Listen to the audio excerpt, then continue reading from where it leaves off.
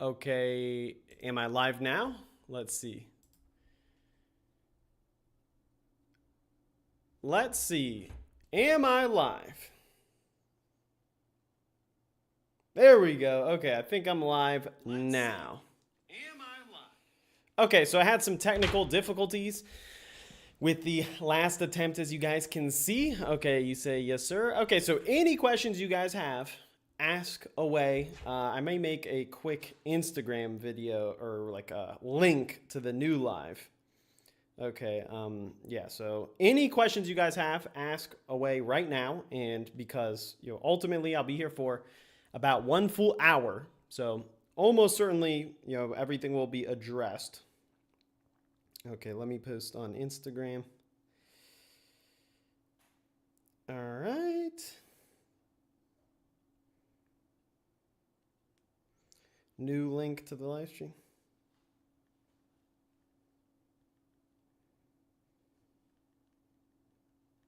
Okay. So yeah, just hopefully we get enough questions, and there we go, and we get it going. Okay. What is your max weighted chin up? So my max weighted chin up was actually, let me get my actual visual off here. Okay, so my max weighted chin up was, I believe it was 130 pounds, something like that, 135 pounds. Definitely something, it was above what I showed on YouTube. I think it was definitely not 240, or wait, no, would it be over 245s? Yeah, it was way over that.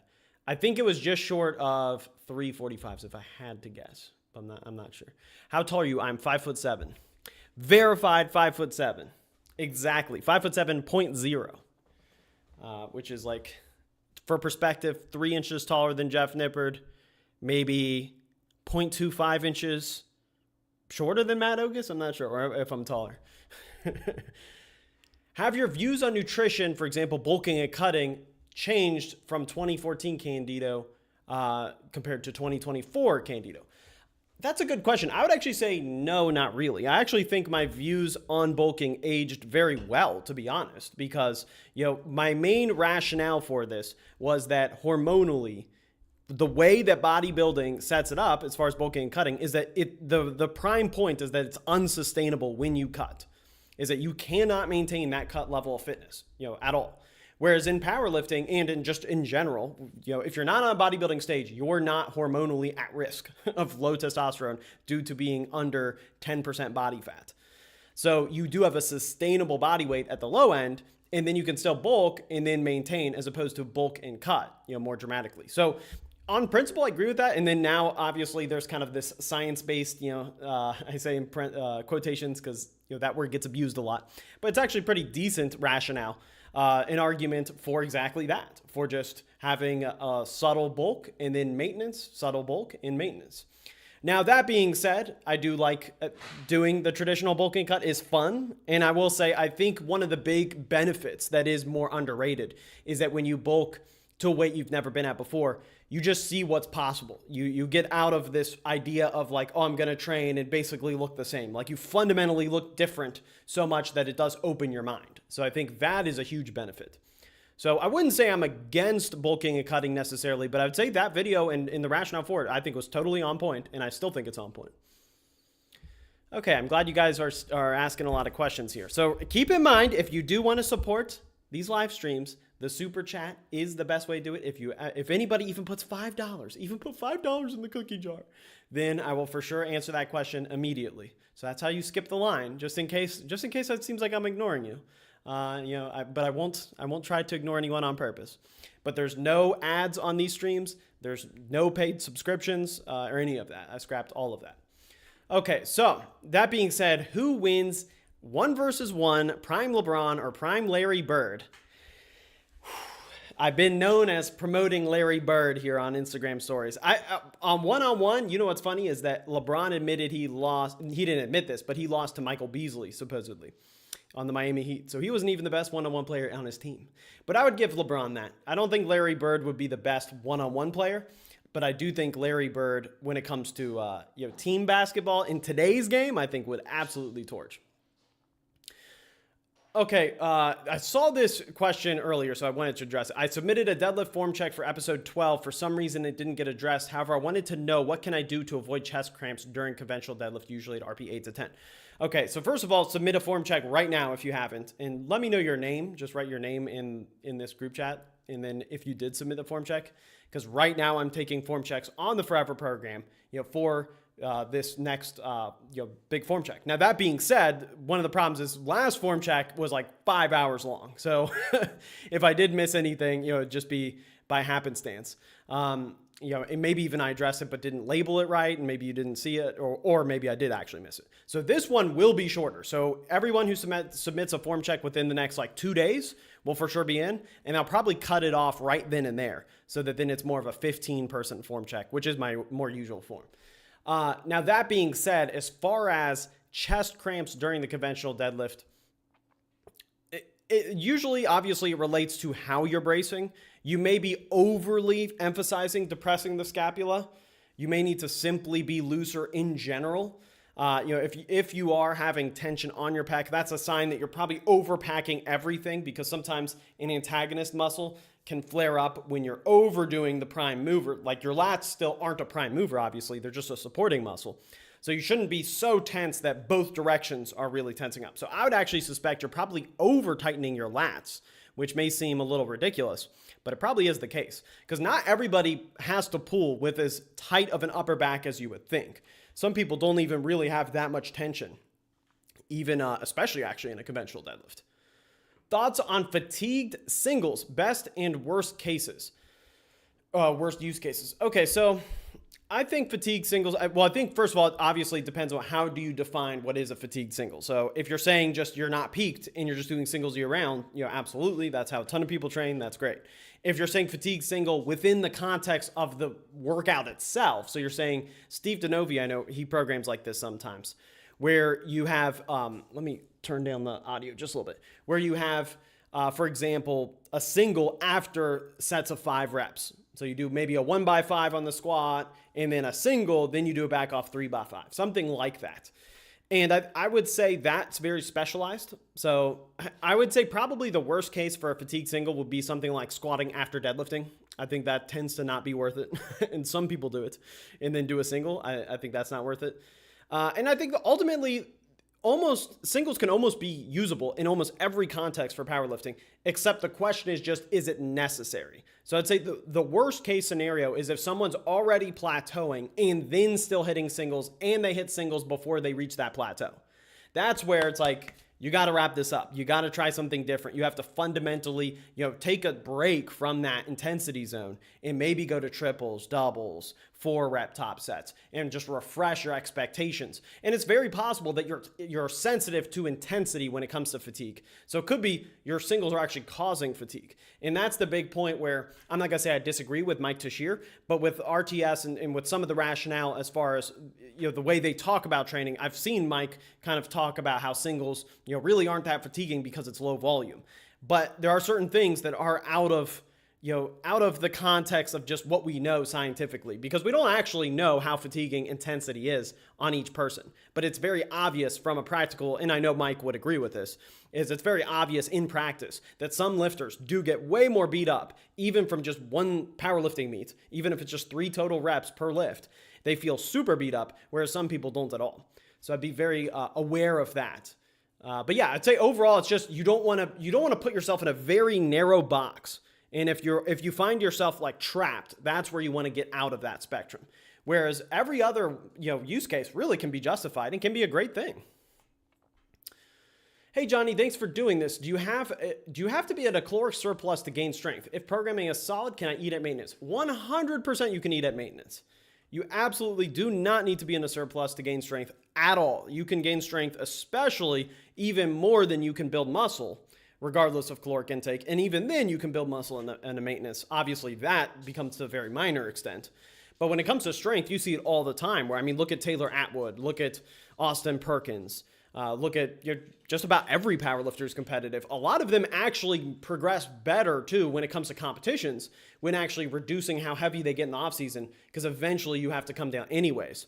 So my friend Sean Noriega, he's making great progress. and he does not, for example, bulk that far beyond 86 kilograms, and he competes at 83 kilograms, and he's competed for 12 years at that weight class, maybe more. Okay, you're better than Jeff Nipples, hey. At one-on-one basketball, we could settle that too. Although Jeff's pretty good. Do you still recommend the Candito linear program for novices? Also, do you think I should add an extra bench day? Well, I actually have an updated version of the linear program for novices on the Forever program. So if you're interested in exactly my full up-to-date, perspective, then it's exactly the new one. Now, it is, I will say, up front that the adjustments are relatively subtle. So it's 3 times a week, full body workouts. I'm actually not sure if it is. I think it's twice a week bench still. That's a good question. Now you have me thinking. It may actually be 3 times a week bench. I'll have to check because I did make it when starting the Forever program. Now, that being said, if you want to add an extra bench day for novices, yeah, that's fine. I think that's if you want to do the old setup where it was 4 days a week. I think that can work. I think the biggest thing is that as a novice, you just don't want to get to where you're packing too much volume in on one day. So that's why I actually like the 3 times a week full body, because then you get basically everything that you really do need. And one risk with 4 times a week upper lower split, which is what it used to be, which is what I probably don't recommend as often, now for beginners, is you can just run the risk of kind of cranking out too much volume on irrelevant work that you don't really have to. So, but I think 3 times a week bench isn't doing it too much. It's just you want to make sure then that you're not doing regular bench, then close grip bench, and then tricep push downs on one day out of the 3 days a week bench, because then you're just overdoing it relative to beginners. Can you explain what mid-bar squatting is? If low bar is on the rear delts and high bar is on the traps, is mid-bar like a little below the traps? Okay, so this is a great question, and it does depend on the person. So I have definitely seen some people define mid-bar in a way where it really is just high bar, and I think they just don't want to admit they high bar squat. So for example, John Hack and Bryce Lewis, I've seen, especially before Bryce went to low bar, they called it mid-bar, when in my opinion, John Hack is just a high bar squatter. I think they imagine that there's like a high bar squatter that's even higher than theirs, but it's not really the case. If you look at weightlifters, yeah, it's just on the meat of their traps. And you look at guys like John Hack, it's on the meat of their traps, and that's it. So I think if I had to go with the most common misnomer, it's people thinking that a high bar is mid-bar when a powerlifter does it, just for no reason. So overall, I agree with your skepticism. Now, obviously, there are some low bar squatters, and there's actually a lot who are actually a little bit below the rear delts. So that definitely does exist. And like anything, it really depends on where you're placing it, and it's not just an absolute one crease. You can definitely place it slightly closer to like a third of your traps. So it's very, very slightly higher than your rear delt shelf, but it's still not really on your traps. I think a lot of people just imagine it's like totally in front of their traps, like a shelf with your traps and your cervical spine. So overall, I agree. I don't think mid-bar actually exists as much as it does. Okay. Do you think, what do you think about running any of your programs 5 times in a row? That's a great question. So it really depends on the program itself. And I really do have, a specific answer for each one. So I'd say as far as the 6-week program, absolutely. Like, that's great. Like that is what it's made for, is to be rerunnable until it doesn't work. As far as the Candito 8-week program, also 100% is made with that in mind. Now, then the question becomes like, okay, do you want to run the 10 rep max phase over and over again? Do you want to run the 10-week program over and over again? I would say the 10-week program is not designed to be rerun over and over again without any other variation, because it's all mid to lower rep blocks in just 2 blocks.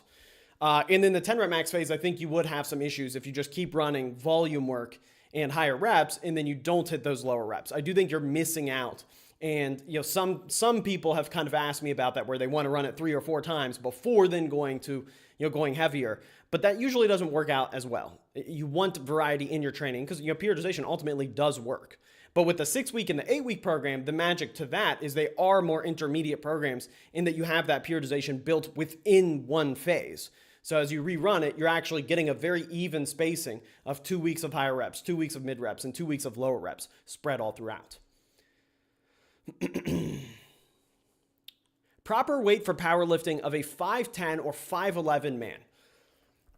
I mean, it's one of those where there's no definitive answer, obviously, but I would say around, 200 pounds or higher. I'd say 200 to 220 would be ideal. I would definitely say in the very long term, definitely the 83 kilogram weight class will not be ideal. You can compete there, temporarily, but absolutely above that would be better, because all of the top guys at 181, 183 pounds, they're all very, very short, very short. And however short you think they are, they're shorter in real life.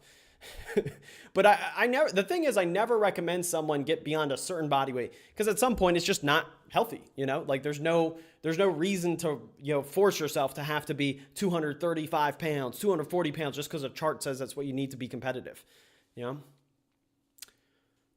Okay, let me pull back up here. How would you program someone with an extremely stubborn bench?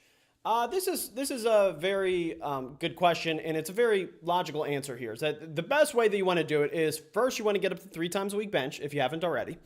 Secondly, you want enough intensity on the singles. And then the third point would be you want higher volume per session. So a great example would be doing, even up to a 5x5 competition bench with a top set of 5, back off 4x5.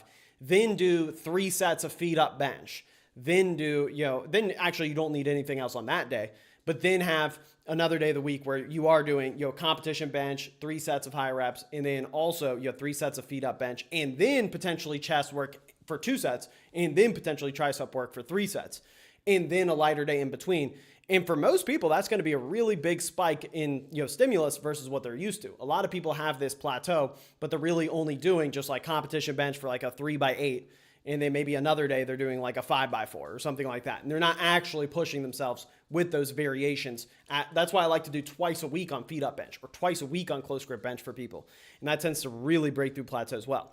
But then if you find that even that doesn't work, then the best way is, I would say the next step would be to increase frequency. And then that's why on the Forever program, for example, there's 6 times a week bench. And I think that's a great spread out way of attacking it. And then you actually don't need that much volume per session. But other than that, you could go 4 times a week if you're doing it custom yourself.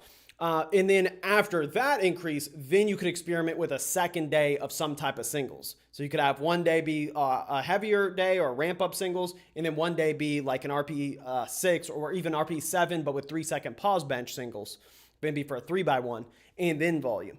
So that can be a really good way to do it. Is the best way is that first you want to have frequency at least 3 times, then increase volume per session, then potentially increase frequency beyond 3 times, but then potentially increase singles, then 6 times a week bench is like kind of the final stage.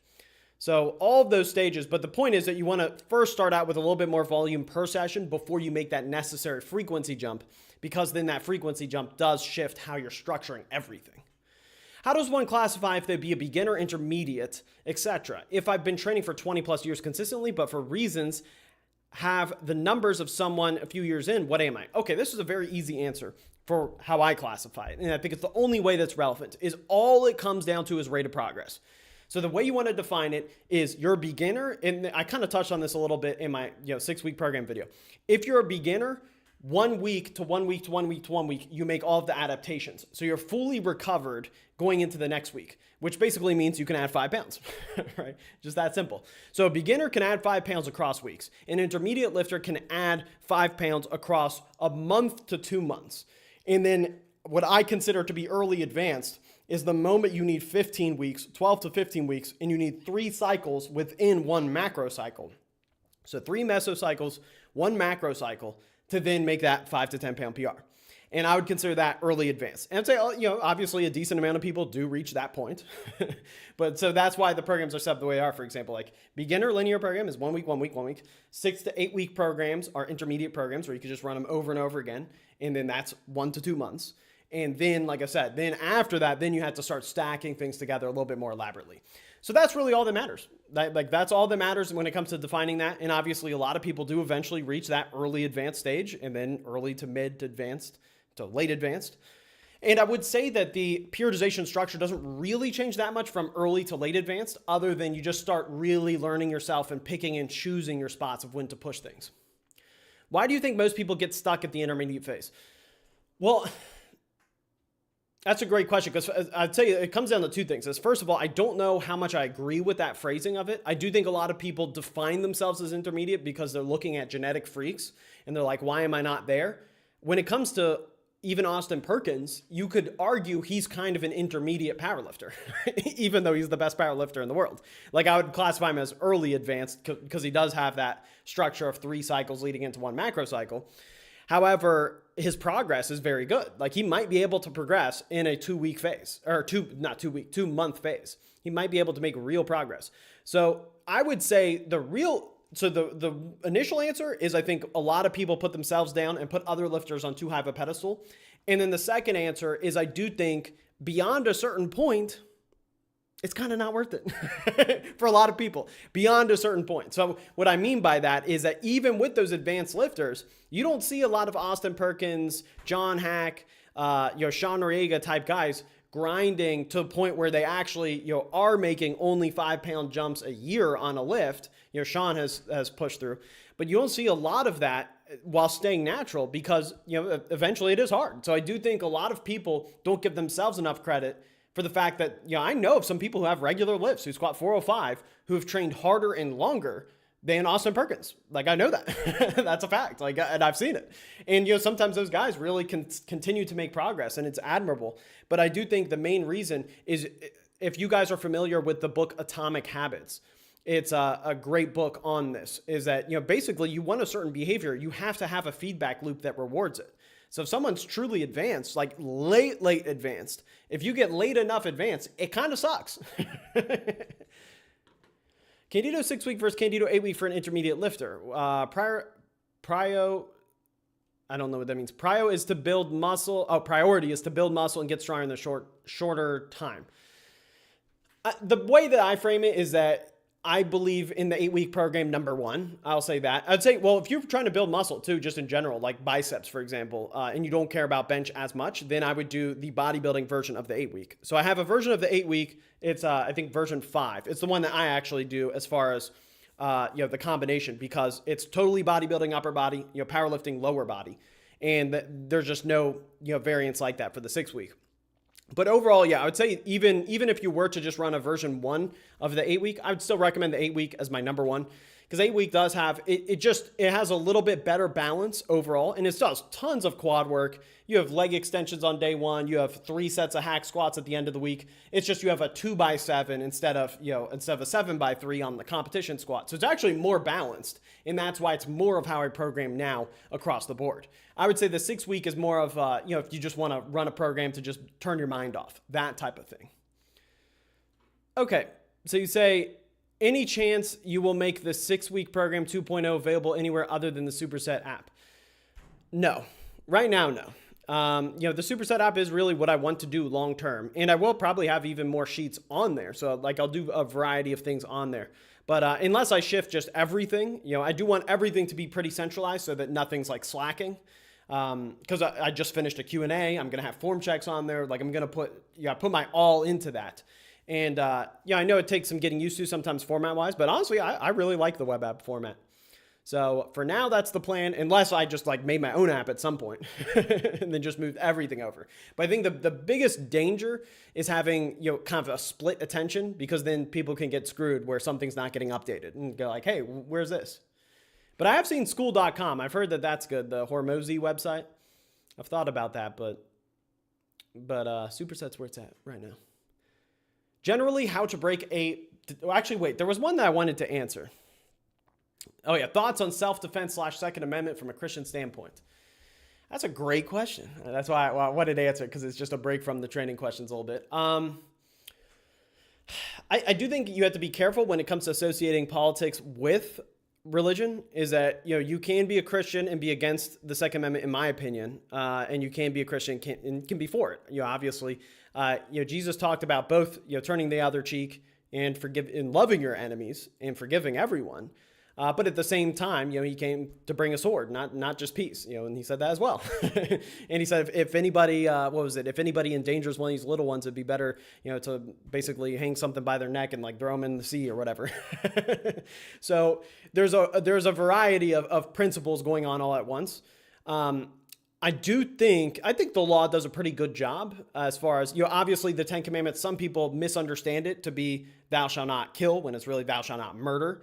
And I would agree with that it's, if you have to, then you have to use lethal force. And owning a gun is not just about actually using it. It's about the potential. It's about the strength that comes with that of simply being armed.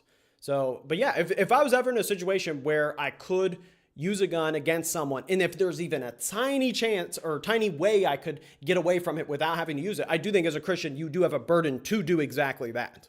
So I will add that. And I do think it's one thing where, again, I'm not going to get into politics, just faith. I don't mind the Christian questions, but I will say I'm a more conservative individual. And I do think sometimes conservatives do seem a little too eager to want to kill someone entering their house. And I get it. If someone did enter my house, and I had the means to kill them and they seemed like a threat, I would. But it's not something I'd be like, oh yeah, let's look forward to that. It's like, no, we should love everyone. I love people from the opposing party. I love Joe Biden. I don't like him at all, but I love everyone in the sense that I really do hope everyone comes to Christ and has eternal life and repents, most importantly. Okay, do you think, I like mixing those in. Do you think powerlifting had a direct carryover to your long jump in college? Also, the athletic aesthetic video got me into lifting. I did my first meet in August, and it was awesome. I love to hear that. So 100%, absolutely. That is what got me into powerlifting itself, is that it had amazing transfer. So, even when it came to long jump, I jumped 19 feet, 10 inches 1 year. And I remember the very start of the next year, I jumped 21 feet just based off of my off season alone. It was my very first indoor meet, I think as a sophomore in college. And it was ironic because then our training in season was terrible. It was just overdoing specificity and we just jumped over and over and over again. And I actually didn't increase my PR at all. And our lifting we didn't focus on lifting at all. So my own training in the off season, just focusing on lifting and doing intervals and getting in really good shape, led to increasing by basically a foot. Actually, no way. I also matched my PR from the previous year. So I went from 1910 to then 21 feet at the end of the year, and then 21 feet again at the very start of the next year. So with a logical peak, it should have led to 22 feet, but our training sucked. So I've definitely seen that going from a 365, 385 squat to then a 455 squat, 465 squat while staying at 165 or so high bar absolutely has immense positive effects. And it's ultimately the only reason why I could dunk. Late in high school, I had a good vertical leap, but it was never crazy. I probably had like a 33 to 34 inch vertical leap in high school and then a legitimate 38 inch standing vertical leap in college. How would you program someone with an extremely stubborn... I already answered that as far as the frequency and everything like that. Okay, as a European, I'm always baffled at how important religions and guns are in the U.S. Well, as a European, you should know religion's been incredibly important to European history. I think with stuff like that, and I know that that's a common sentiment, and obviously I'm not here to be combative. When it comes to that, you can't just put categories in such a broad brush. It's like the concept of religion is incredibly important to humans. like there is no I've looked at it from afar. It seems ridiculous. It's like, no, there's a whole metaphysical debate and philosophical debate that has to be had. Thomas Aquinas, for example, is, in my opinion, smarter than anybody I've ever known. But that being said, it's just important not to view people as caricatures. Like, Europeans don't take it seriously enough, or Americans take it too seriously. It's like that. It's a very, I understand you're just making a comment, so it's fine. But I'm saying it's a very low detail way of viewing things that a lot of times you'll be shocked is just not true as far as the angles people are coming at it from. Because they're very different reasons. That's the thing. They're radically different. The reason I know many people who are deeply Christian who do not support guns. And I probably know more people who support guns fiercely who aren't even religious, and it's just because they all have their own different reasons. And that's an important thing is to always hear, why do you believe what you believe? What are the actual issues stacked upon them? What are your axiomatic assumptions? Hey, Johnny, big fan of your hypertrophy program and a lot of personal research I've done to put the program and a lot of the personal research you have done to put the programs together. Do you got any go-to books or research papers on powerlifting? That's a great question. So I think the best way to approach it is, first of all, I would look at House of Hypertrophy. So House of Hypertrophy is just a YouTube channel when it comes to hypertrophy research. But House of Hypertrophy is such a good resource because the best way you want to approach it when it comes to, especially when it comes to putting things together beyond your current understanding, is first you do want to look at actual personal experience, like just client data, stuff like that. That always is king in your own training. But then secondly, House of Hypertrophy is a great resource for powerlifters because it's all about hypertrophy, obviously. And I find that of all sources, I think it covers the research with the best ethics of anybody. It doesn't overdo certain studies. It doesn't underplay other ones, because otherwise you'll go online and you'll see Paul Carter and Chris Beardsley be super low volume, Mike Israetel promote super high volume, and then you don't know who's who, and each one is fiercely attacking the other side. Whereas if you look at House of Hypertrophy, he just did a recent video covering a recent, I believe it was a meta-analysis on training frequency when it comes to building muscle, and it was just excellent. It's fantastic. And that gives you a really good perspective as far as weekly set count and effective training in that context. But then beyond that, I would say I don't think any book is really worth it when it comes to strength training, because strength training is so new, and usually the tactics, they're like Steve DeNovi, Marcellus Williams, Sean Noriega, Joey Flex, like people who I'm all friends with. Those people have more influence and more real world up-to-date data on what is elite training than any book does, flat out. Like any book you're going to get, I mean, probably Chad Wesley Smith has probably the best one, but even Chad Wesley Smith is like kind of, he's kind of in the camp of untested, heavier lifters. And a lot of times their training is very different. So yeah, I would say no books. I would say definitely looking at other programs though. Looking at commonalities with like Steve DeNovi's free 15-week program is a very good one. Brandon Tietz's program is a very good one. Calgary Barbells programs are good, although I do have some issues with some of theirs. But just like really looking into Taylor Atwood's program, I paid for every single programming service possible. Eric Helm's muscle and strength pyramids. Yeah, I would say that's a good example. It's like, it's good, and it's just good enough. And then, but beyond that, you really do want to get into the specifics. Hey, can a person with 2 years of powerlifting experience make long-term progress by simply cycling the Forever program? I think so. Absolutely. I absolutely believe so. If you do the 10 rep max phase, then you do the 8-week program and alternate those 13 weeks, at a time. See how you progress with just alternating those, assuming you run the intro too, 4-week intro. Then you could run, I do typically recommend 4-week intro, then the 8-week, then the 10 rep max program, then the 8-week. And then you could alternate those, or then you could go 10 rep max phase, 3 rep max phase, then the 8-week.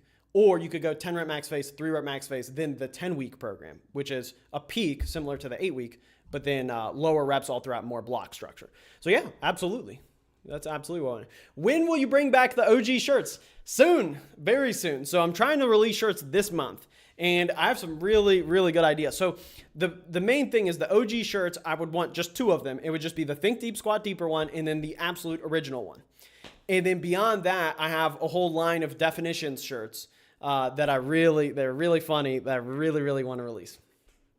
Best program for shoulder pain and various other pain is Enson's 531 Trust. If it ain't my program, it ain't the best. Get that crap out of here. I'm just kidding. What is your brace sequence? Squeeze abdominal muscles, diaphragm, breathe into the brace, then Valsalva, diaphragm, breathe, then squeeze abdominal muscles, then Valsalva. How do you define Valsalva?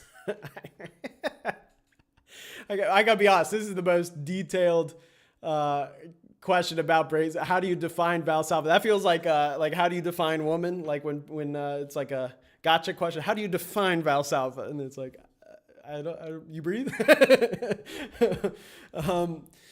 So let me reread that. What is your sequence? Squeeze muscles, diaphragm, breathe into breathe. Okay, I definitely diaphragm, breathe, then squeeze abdominal muscles, then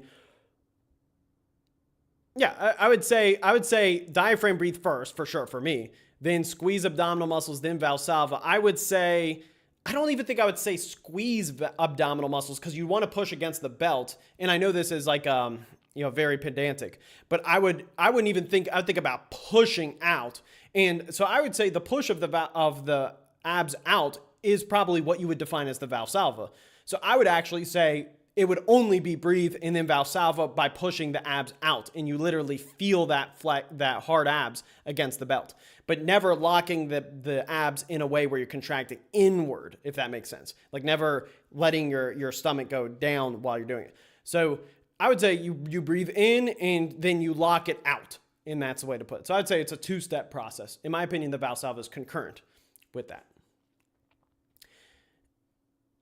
Is OG 4-day Candito linear program ever going to get updated? No, because that's moved to 3 days on the Forever program. That is my recommendation. So yeah, I just don't recommend the 4-day for that purpose. Now, if you... Yeah, what I could do is I could consider a side quest program it wouldn't be for absolute beginners then though, because I am convinced that 3 times a week full body, I do think is best for beginners. And I don't think 4 days is.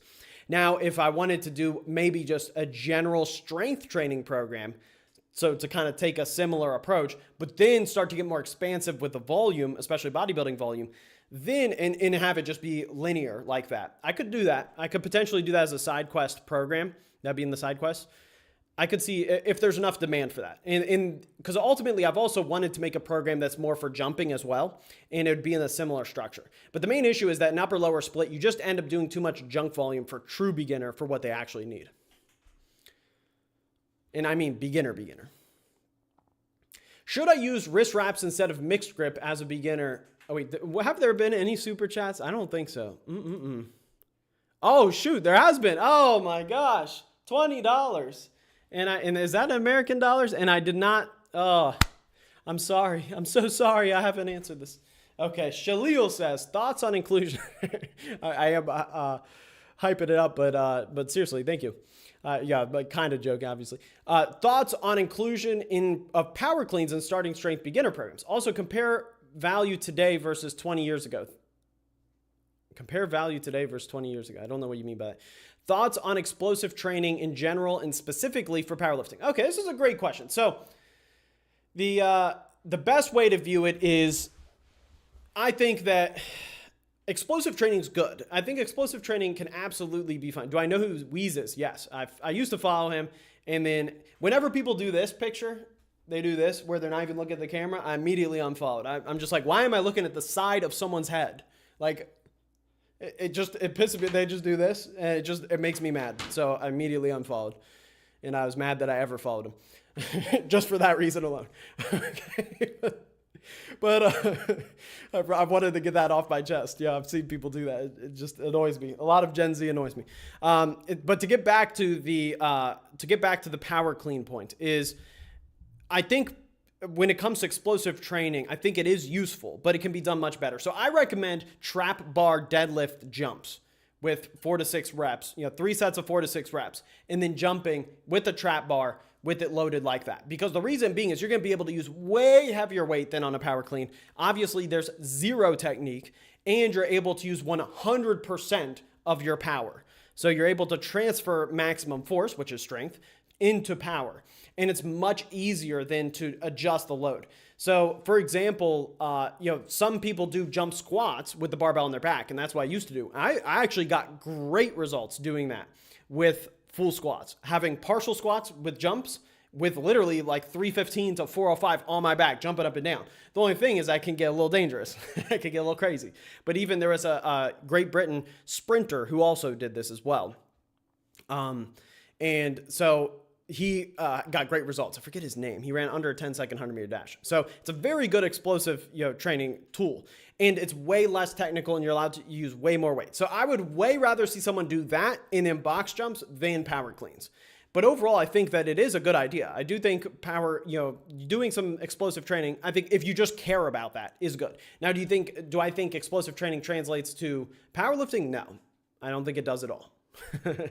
So to answer that part of your question, I think it absolutely does not. I think that, there's just so many more meaningful things when it comes to, for example, building maximum strength. And I don't think you've ever seen someone say, I've added this explosive, trick and it's really increased my total. I've never once seen that. And, obviously I'm friends with, basically every powerlifter there is.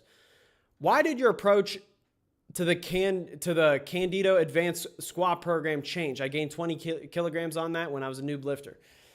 Well, that's a great question. Is that So one thing I have actually considered is I definitely have considered making a side quest of a specialization program somewhat similar to that. Now, as far as why it's changed, it's mostly because the way that it fluctuated was too all over the place. So for example, the way is 5 times a week squat, then twice a week squat with tons of volume. And then I believe it stayed twice a week and then volume just stripped back. So today I would definitely consider 5 times a week squat for sure. And then just never have that shift down in frequency and don't have a spike in volume in per session basis. Basically pick something that you want to push really hard and stick to it, but have it flow more throughout. So as powerlifting is advanced, you see basically nobody fluctuate frequency as a peaking tool as much as you would see some people mess with it. And I was more creative with it. And I think it just got too creative on that aspect. But yeah, I might make that a side quest program to say like, here's a squat, like basically squat specialization phase, and then have some, deadlift to work just enough to maintain in the background. And I might actually run that myself because, now I'm squatting Olympic style, high bar, and that would actually work really well with that style. So, and I absolutely think percentage based and really having that, like hitting the same workout over and over again pretty often throughout the week, and then just making across week jumps, but with less DUP within the week, absolutely can be a valid way to do it. Okay, we got another super chat. We got a big dog, number 1. He's got the number 1. Do they give you that number 1 logo? I don't know how any of this works really. He says, first of all, thank you very much. You guys, anybody who donates, this is what keeps the live streams possible. You know what I mean? Because there's no ads, nothing on this. What is the relationship between strength and size? How should someone train when trying to maximize one versus the other, or both? Okay, so this is a great question because I would say the understanding of this has changed across time. So it used to be the case that people thought that higher volume is more bodybuilding, lower volume is more strength training, a 3x3 squat is powerlifting, Tom Platz 5x10 squat followed by leg extensions is bodybuilding, and that we're both basically doing the same lifts, but the difference really is the volume. Well, now what's funny is that I think we've seen over and over again that the truth is actually the complete opposite. So a good way to put it, you have to build this on assumptions, on certain ideas. So a good way to put it is that what is fundamentally bodybuilding? And I would say what makes an exercise effective is actually high RPE. First and foremost is RPE. We could say 7 as really the minimum to what, if you're prioritizing bodybuilding, you could say RP 7 to 10. And obviously training to failure is very effective. And that's something a lot of people have changed their mind on. So when it comes to that differentiates it from powerlifting, because powerlifting, you're trying to minimize fatigue on a per set basis. And you're trying to not just practice motor control, like that is a part of it, but you're also just trying to preserve your body across weeks. So you have to stay a little bit fresher. So that being said, also you find that powerlifters tend to respond better to volume. It tends to be very hard. Like you almost never see someone go from doing a 6x3 squat or a 5x3 squat and then switch to a 3x3 squat on the long term and then just do better long term with 3x3s instead of 5x3s. Almost always that slight bump up in volume actually helps. So what actually has ended up happening is we found the opposite to be the case. And I mentioned a little bit this in my How to Coach Yourself for Powerlifting series, is we found the opposite to be the case with strength, is as more and more research comes in, our perception of RPE goes up for bodybuilding, but then for powerlifting goes down. So we actually see that RP4, RP3, RP2 sets can absolutely be effective for strength. And there was another study on this that advanced lifters, when it comes to strength training, actually benefit from lower RPE even more than newbies, which is kind of obvious, but it's very important to this. So the more advanced you get, the bigger that gap gets, because now to train to failure is way different than your powerlifting training, and the set count differences actually grow. So your optimal amount of squat sets per week, or even just lower body in general, maybe you could say for strength, it might be around 10 to 12. I would say that's relatively common. Maybe the 8 to 12. Maybe you do a 3x3 one day, maybe you do a 4x4 another day, then a 3x5 another day. And then you mix in 3 sets of bodybuilding work. Whereas if you were a pure bodybuilder, that's where it could be vastly different. It could be possible that actually your training volume could be lower. It could just be 8 sets, but 8 sets to failure. Just one day hitting 4 sets on the legs and then another day hitting 4 sets on the legs, but you're going to RP9 and beyond every single set. So in that type of situation, it's similar to like bicep training, where you see a lot of people go really close to failure. in that type of situation, it differs in the opposite way people think. Is you're actually kind of almost not going heavier, but you're going harder on the bodybuilding than the powerlifting, where you're a little bit more reserved and picking and choosing your spots so you can get more of that back off work in. So I'd say that's the biggest difference in the way I think about it. Now, in terms of it is important to mention that in terms of the total sets for bodybuilding, it still is generally around 8 to 15 weekly sets. So it's not like really low volume is favored in the research. It's still not, but definitely higher RPE on average by far than the powerlifting work. And I think what we've seen more and more of is that the difference in exercise selection is growing. So, and I think a lot of people have been guilty of this, is we initially credited squats too much with growth, and we've discredited leg press and leg extensions. Now we have studies showing that leg extensions are as effective as leg press for growing the quads. So who's going to grow more muscle quicker? If you need, especially let's say you're the type of person who needs 15 hard sets, obviously it's going to be way easier to hit an RP9, 3 sets of leg extensions. You can do that literally within 10 minutes. Whereas if you were to try to hit 3 sets to RP9 on a barbell squat, that may take you a full hour or 45 minutes. And then by the time you finish your workout, you're not going to be able to get as many sets in as the person who's just banging them out. And you're probably not even going to hit a real RP9. So I think that should give you the full perspective there. Okay, so is there an opportunity to include front squats in on the Forever programs? I'm a long femur lifter, and I want it helps me squat upright. Also, doesn't bang my body up like front squats or like back squats.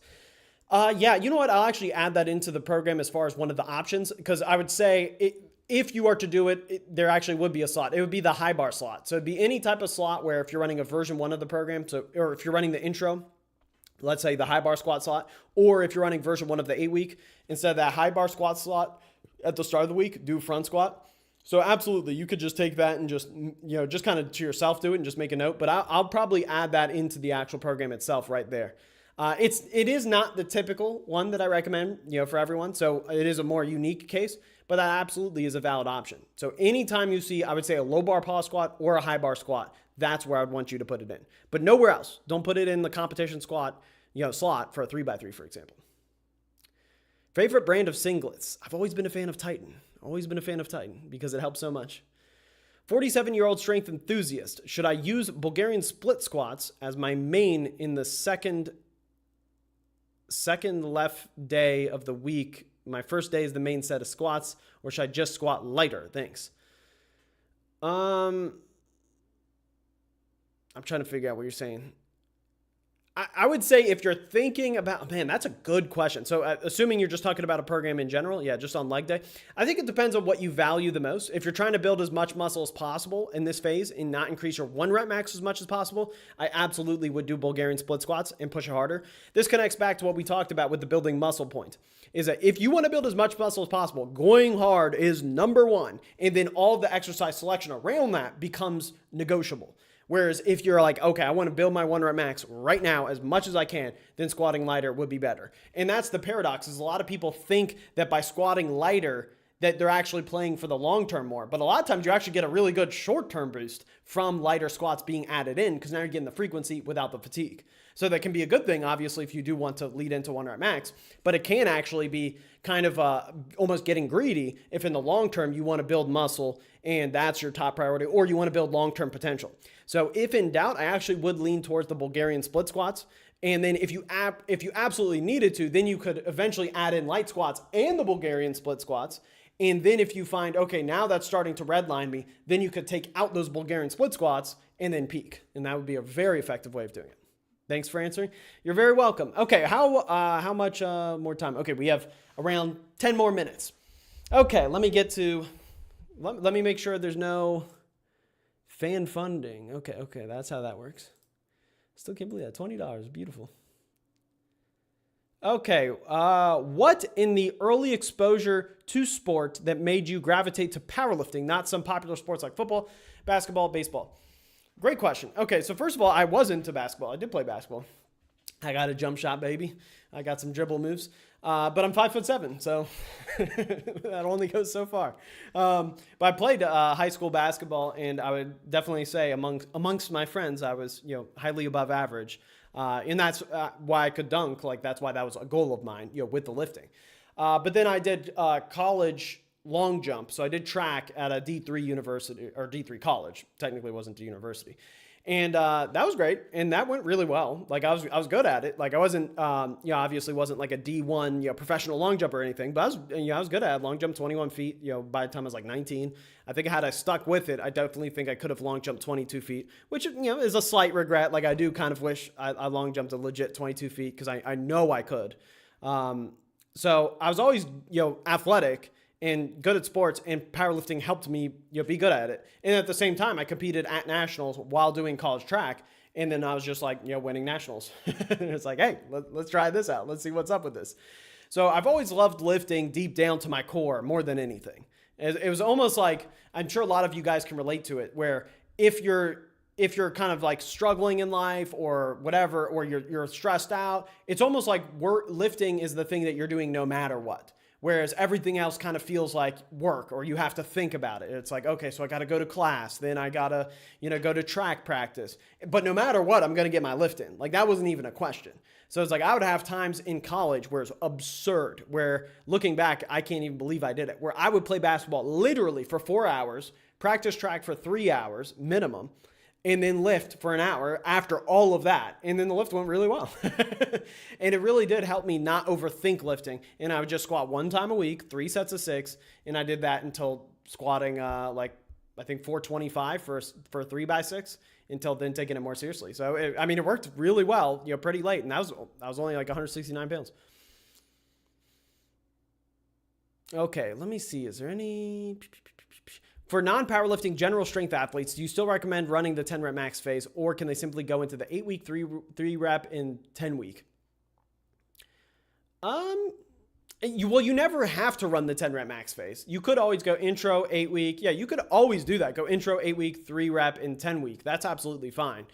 The only thing is that I would say if you're a non-powerlifter, I actually think you'd be, slightly more likely actually to want to do the 10 rep max phase, because, that's, going for a 10 rep max, like that actually makes more sense for a non-powerlifter to like care about that. But yeah, if you have no care for it and, like you said, you're a non-powerlifter, then absolutely that you could skip that. How old you is? I is 32. Okay, let's see. Any other questions? I'm sure I've missed a lot. I'm just scrolling up. All right, let's just see if there's any new ones. I'm not going to scroll up anymore. People don't realize how minimal the interference effect is. If you're talking about bodybuilding and powerlifting, I would say it depends. It depends on your programming strategy. The key point is that it depends on the muscle group. So a good example is someone like Russell Orhe. To my knowledge, I don't even think he ever really leg presses. He never, like a lot of people like that, they don't really actually train their quads and hamstrings. Well, he does a little bit on the hamstrings, but he actually trains super duper light on his bodybuilding work anytime he does like hamstrings. He trains like almost like a fitness model girl on that. Like I saw him do hamstring curls with like a dumbbell as opposed to, I don't know why he did that. But anyways, yeah, I'm not hating or anything. Obviously super duper jacked. The key point is that you see people who have really good physiques in powerlifting, they do full-on bodybuilding training on biceps, on lateral delts, on movements that have no carryover into the fatigue of the big three. And that's the key point. So I would actually disagree. I think the interference effect is severe if you're training like a bodybuilder for the primary lifts, or for the primary muscles. So if you're doing bodybuilding training as far as doing, let's say, at least 6 sets to true failure on your triceps, then like, yeah, that is actually going to have a negative effect on your bench. But especially if you're doing 6 sets of leg extensions per week to true failure, then that absolutely will have a negative effect on your squats. But I get what you're saying, overall. Someone asked me, what do I think about Islam? I have not checked enough on Islam to have an opinion. I am Catholic. I am, a Christian. So obviously I don't agree with Muslims on the fact that they believe the crucifixion did not happen, and they believe Jesus is not the Son of God, the eternal begotten Son of God. But I respect the fact that Muslims have a high level of respect for Jesus. I actually think Islam is the second most similar religion as to Christianity, if not counting the denominations within it, because I have a high respect for Jesus, which some other of the major religions do not. If you know what I mean. Please tell me why light squats feel so heavy on my legs. At 20, I could squat 240 at 130 pounds, and now 170 pounds At 34, 135 feels so heavy. Only issue with legs. Okay, I would say most likely the issue is going to be temporary then as far as, I think the big thing is you don't want to compare across times too much as far as 14 years, is you're probably only a few training cycles away from it feeling better. That would be my guess, would be that you're likely just deconditioned. And so don't make snapshot judgments on that. And then I would say other than that, it just comes on, you just have to build up. You just have to build up cycle to cycle. And I know that's the not so sexy answer, but it's the reality is you have to build up, just see where you're at, 8 weeks ago, and then just get, if you're squatting 135 and it sucks, get to 150 and it sucks. And then 165 and it sucks. And it's anybody who's been through a long rehab, for example, can relate, is like you almost have to do this like complete erasure of your memory because you never want to compare yourself 14 years ago because you're not the same person. It's totally restarted and you could be better than you ever were, but you have to start from a totally new baseline. Do you expect to still make gains when you have kids? 100%. My buddy Marcellus Williams is a great example. He's still, jacked, making gains despite having kids. And absolutely, because I want my kids to be jacked, they need to see the proper example. I actually be leaner because I'm starting my cut now, and I'm going to do a series on YouTube. So I plan on being diced, on being shredded. What do you think Ben Shapiro thinks about Jesus? I think you'd have to check the Talmud for that. I thought on Prilipin's chart of intensity, I don't know if it's because I went submaximal for so long. I don't know if it's because I went submaximal for so long, but I didn't really start hitting big numbers until I started programming higher percentages. But I didn't really start hitting big numbers until I started programming higher percentages. I think there's some truth to that. Like that's one differentiator between my Candito 6-week versus some other programs is it's actually higher in percentage than others. So for example, for the 7x3, you start at 80% basically, and you end at, above 80% and you have an 84% top set of 5 to 8 reps.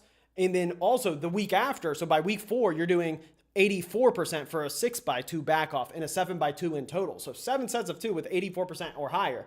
And then by the end, you're doing, a 95% double and then, even heavier, like 87% on the back offs for a 4x2 as the volume decreases. So I absolutely think that there's a value in interpreting it that way. Now, Prilipin's chart is pretty much worthless overall just because there's so much research that has come after it.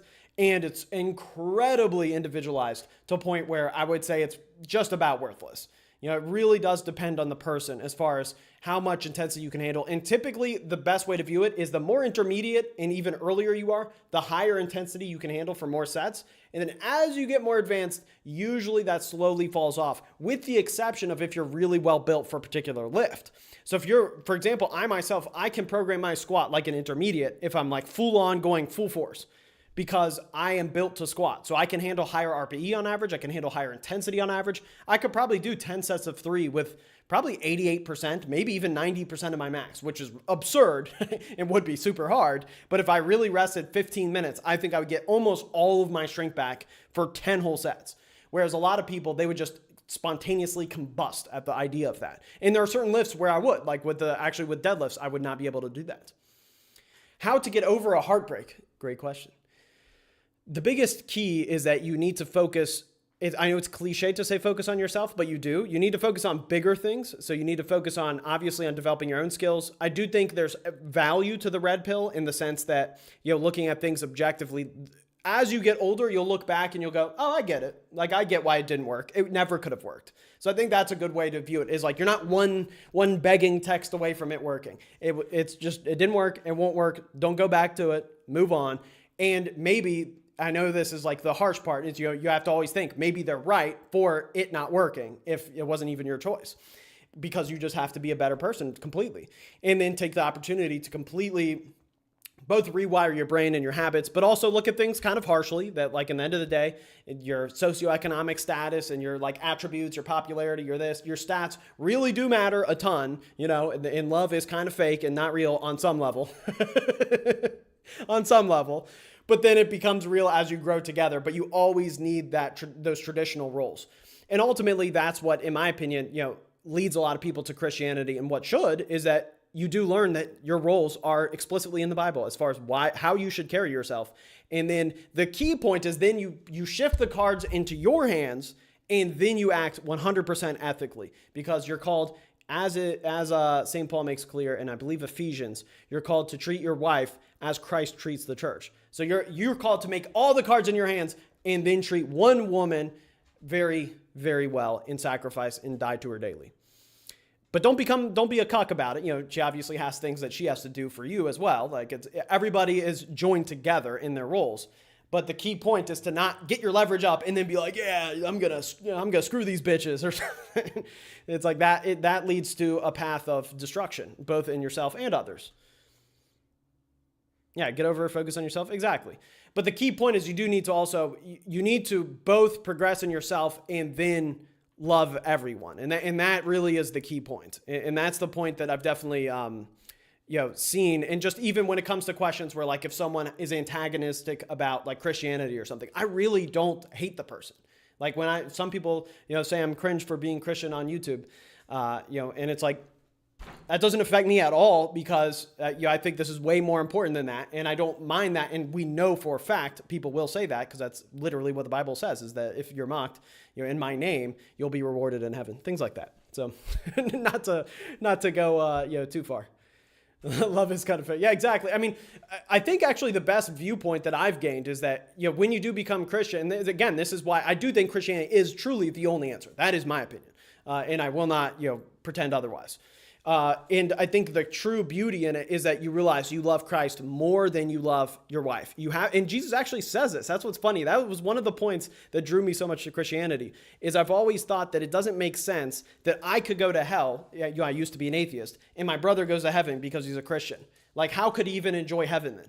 But then almost all of these concerns I've had are addressed in the Bible, where Jesus says, if you're not willing to hate your own family in order to follow me, then you're not a true believer. And I know that to some people that sounds terrible, but to me, I'm like, that's exactly what I needed to hear. Because otherwise it doesn't make sense unless you're saying, I literally need to care more about God than I even care about my wife. Then I will love Jesus more than I love my own kids, for a fact. And it's like, it is, when you realize that, you will never chase a woman the same way, because I already have everything I need. And then only from there, then everything is given to you.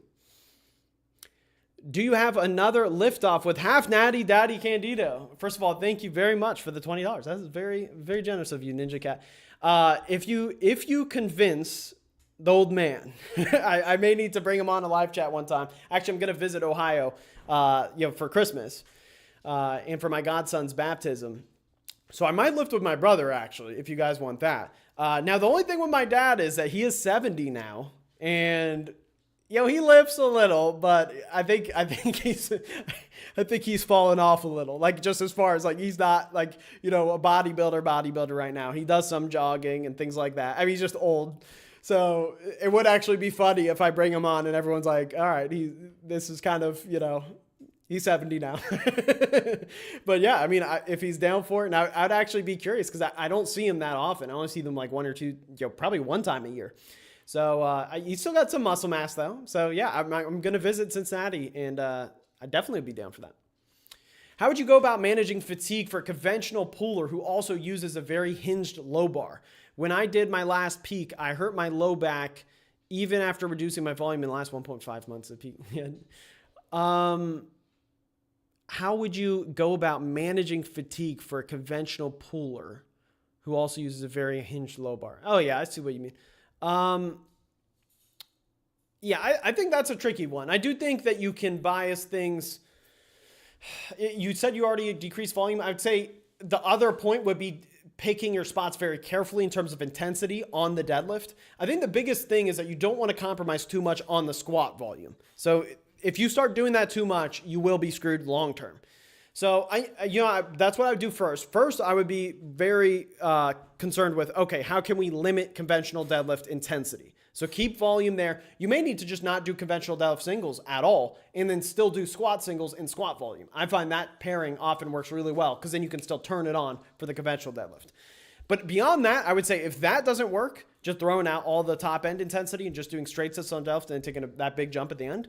If that doesn't work, then I would definitely consider making a technique adjustment on one of them. Like you do in the long run need to pick lifts that you can do pretty reliably without injury risk, because even guys at the top, like Sean Noriega, has a little bit more of a forward rounded back when he pulls. He just has a very strong, control of his anterior, to where he tends to bias more anteriorly.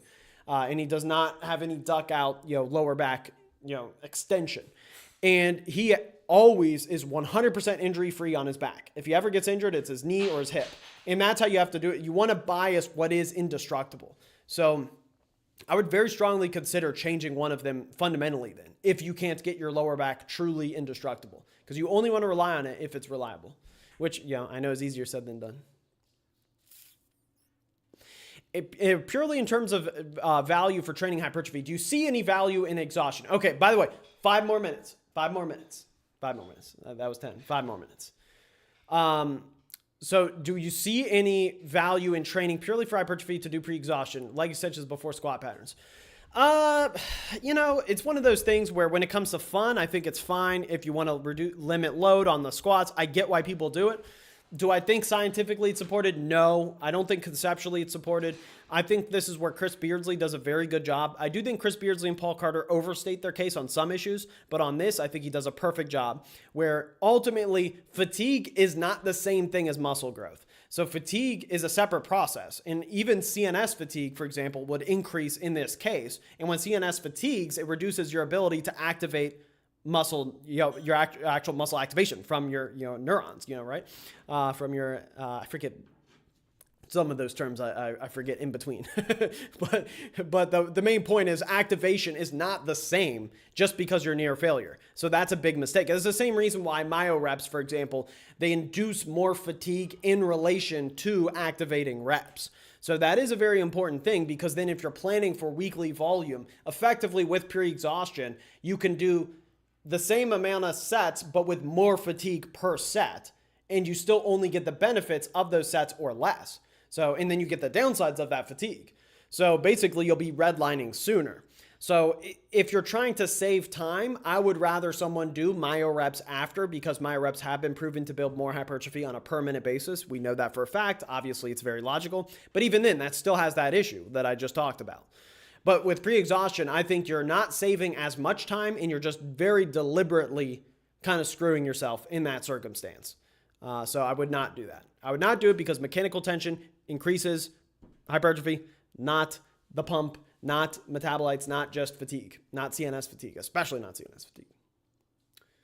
Your 2020 comeback vid had one of the best. Oh yeah, by the way, Ashank, thank you for the email. I was reading a little bit of that during. I'll reply to that during the Q&A. I know you mentioned not to. They don't have to read it on the actual Q&A itself. You say your 2020 comeback vid has one of the best edits ever. Ever plan on making videos with such high quality production again? Thank you very much. It's the main thing that's tricky when it comes to edits like that is that just to be as blunt as possible with you, the dollar per hour is absurdly bad, wildly bad. You're talking, I was probably if you calculated the hours and the just money that outputs, 10 times below minimum wage probably, because it is a passion of mine and it's fun, but it does take a lot. So as far as if I would ever do it, I'd say, maybe if the resources made sense, like maybe if I had some level of help on something, because when you're editing yourself on some of those things, like I said, it can get crazy. But I do want to make highly edited videos, just probably not on myself. And actually I have a really good idea with Austin Perkins. I want to buy a face mask and have a voiceover guy say a voiceover, and then have a little bit of topography on the side. So I have tons of ideas that I want to do. And, that's why I'm mixing some skits like the Chat GPT skit, stuff like that. Even that takes time. So I'm always, upgrading certain things as far as the HDR, 4K, 60 frames per second, the audio, stuff like that. But yeah, so it's a balance. So I'll say that. I definitely want to do creative projects. I just have to do it in a timeline that makes sense as well. And that's where these live streams also really help, because it allows me to just talk to you in between time. What's your favorite fluff and puff exercises? I would say incline dumbbell bench or incline dumbbell curl for sure. I would say, what's a really underrated one? I might make a top 10 exercises video similar to what Alan Thrall has made about a couple of years, or maybe 1 year ago. It was a really good video, and a few other people did. One really good one is incline machine press, but with a neutral grip, and to get just a super deep stretch. I'm a really big fan of that. I'm a big fan of just doing everything incline now, Sam Sulek style. And when I cut, I think that's going to really pay off. So I'd say everything incline, machine chest press, incline, probably number one. Number two would be, dumbbell incline bench. I still think is, excellent.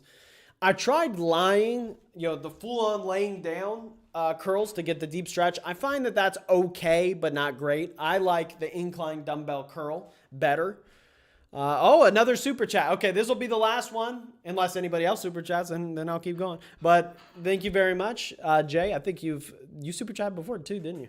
Thank you very much. If someone was only focusing on bench 1 rep max and going to do maintenance for all other lifts, how would programming change, like the 8-week program?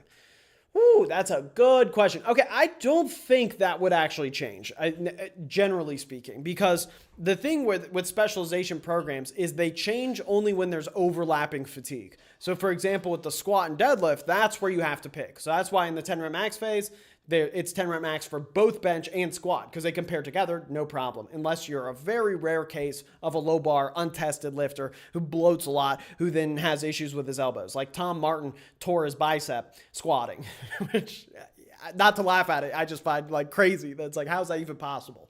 Now, for most people, that's not going to be a problem. So I actually wouldn't change anything other than just if you truly wanted to specialize on bench, I would do the 6 days a week program on the 8-week, for example. And other than that, there wouldn't be anything I would change to the 6 days a week that would make it more of a bench specialization program, honestly. Because at some point, you're just going to do so much volume, you're actually going to not have positive adaptations. like that is absolutely the case. So I don't see a world where it's like, oh, this needs like one here, one there. Whereas when it comes to quads and especially, like I said, with lower back and with the deadlift, there absolutely are those times where it's like, this, if I add in stiff leg deadlifts here, it's going to really punish the primary squat day. Whereas that doesn't happen, at all on bench across the board. So I'd run, like I said, 6 days a week bench. That would be it. I mean, at most, I could imagine maybe someone adding one exercise with a set of, with 3 sets, for example, on that 6 days a week bench. At most. And even then, I really don't imagine it. But at most, like maybe a shoulder, dumbbell shoulder press or something like that. Just add it in for even more hypertrophy. 3 sets of 6 to 8 to RP8, something like that. Maybe on one of the like 3x3 type days. But that would be it. Smolov Jr. is a great boost for your bench just from tons of volume. Yeah, I mean, that a program like that can work. Yeah, but the problem is that long-term is that you're really sacrificing a lot of long-term development. And that's the thing that I don't like programming that style. Now, maybe in the future, I could see doing something like that just for fun as far as like releasing a program like that. But I'm just not a huge fan of it because there's nowhere to go. And there's nowhere to go even if you weren't squatting and deadlifting. It just eventually is actually not a great idea to bench like 20 plus sets of only barbell bench. Like you just actually are going to run into a wall because you didn't do close grip bench. You didn't do feet up bench. You didn't do tempo bench. You didn't refine your technique. You didn't do singles, things like that, which aren't included. Johnny will never end up drinking the coffee. He's constantly moving the cup. That is funny. Yeah, this is actually pretty full. And that being said, we are okay, Jay. I'll answer yours just because you did the super chat. How important is technique on bench versus squats and deads? I'm about done with this. This will be the last question. No more questions. If you ask a question, I'm banning you. I'm just kidding. But anyways, how important is technique for bench versus squats and deads? Okay, I would say less important. All that just less important. It obviously, if you are someone, let me take a sip. If you are someone who benches like Sean Noriega, obviously, then it does become hugely important. So I'd say if you're a max grip width bencher and if you're under 83 kilograms, but especially 74 kilograms or less, then it becomes very important. So Daiki Kadoma, Sean Noriega, some of these other smaller lifters. I would even say Taylor Atwood's actually not that technical of a bencher. So I'd say for most people, bench technique's actually not that big of a deal. I mean, it still is a very big deal, but compared to the squat and deadlift, not as much. I will say, so I'd say a max grip width bencher, the bench is more technical than a conventional deadlift and less technical than a squat. That's where I would rank it. I'd say conventional deadlift can be so untechnical sometimes that it is pretty comparable to bench. But if you're a middle finger on rings or narrower bencher, and especially if you sink, then I would say then you're kind of leaving technique and you're just muscling it, which is fine. But I do recommend, I'd say the better you get at really lightly touching and maximizing your arch and having your feet more forward and using that horizontal leg drive to drive your traps into the bar as your ribs are up and you're focusing on thoracic extension, not just lumbar extension, with that very soft touch, and then descending as fast as you can while in control. Getting to that point, yeah, that can absolutely add 10 plus kilograms onto your bench press. So that is a technical endpoint, I will say. That's it, guys. Thank you very much. I don't suppose anybody's asked how can you recover from a serious back injury from years ago. To my knowledge, he never addressed it. I have a two-part video on coming back from back injury. So I'd recommend watching that. And again, this is my last one. Yeah, you actually did. Peptides and steroids. Who said that? But no, the biggest thing is that you want to manage your weekly set volume. That's the number one thing, is load management in your total weekly sets. Another rule that I have in general that I recommend is to give yourself 3 straight workouts where you have to have over 4 out of 10 pain to deviate. So as long as you're able to have 4 out of 10 pain or less, keep going. And again, you would have to have it for 3 straight workouts. So if you have 2 straight workouts of 5 out of 10 pain or worse, still don't make that change until you're at that 3rd workout. And the reason I say that is because the number one mistake most people make is the moment they have slight pain, they reset everything. The more resets you have, the more of a problem you have. It's much better to go for 4 weekly sets. Just 2 days a week with 2 working sets, something like that. Or 1 3x3 day and 1 1-set day. And then the rest have leg extension volume to make up the difference. It's better to have that type of approach and have a successful 1 month. And then the next month, then just increase set count by 1 to 2 per week. And that process alone will be massively helpful because a lot of people, they only focus on intensity. So they reduce intensity, but then they ramp up volume. And then ultimately you're still going to have issues because now you're just pushing that volume really high. And a lot of times the discomfort actually is a buildup of fatigue generally. And it's actually stiffness of your muscles that you misconstrue as your actual spinal cord, for example, with a back injury. So be very clear that the biggest issue is nociception, is the perception that you have a structural issue when most often you actually are completely over the actual tissue damage. And now you simply need to readapt and desensitize yourself to that range of motion gradually over time, starting with lower volume and only slowly rising up. And that I cannot recommend enough. And then once you have your hands on the dials, then you become much more rational with it and much less afraid. And you can do something like singles or even introduce some slightly heavier weight, like 75%, and then still have low total workload and then still be able to progress. And like I said, you don't need to feel 0 out of 10 pain. 3 out of 10 pain or less, 4 out of 10 pain or less is good. And then one final tip is to adjust your RPE so that it's in relation to what would be 4 out of 10 pain as your best, your RP 10. So you could hit an RPE 6 set and you had 4 reps in reserve with 4 out of 10 discomfort or less. So it's still not RP 6 relative to what would have been RP 10 and truly in terms of bar speed, like a grinder, where obviously you would have already felt pain. That's it. This is it. What is the purpose of life? Find Christ, love one another, and serve God. That's it, guys. Thank you guys for the live stream. Peace.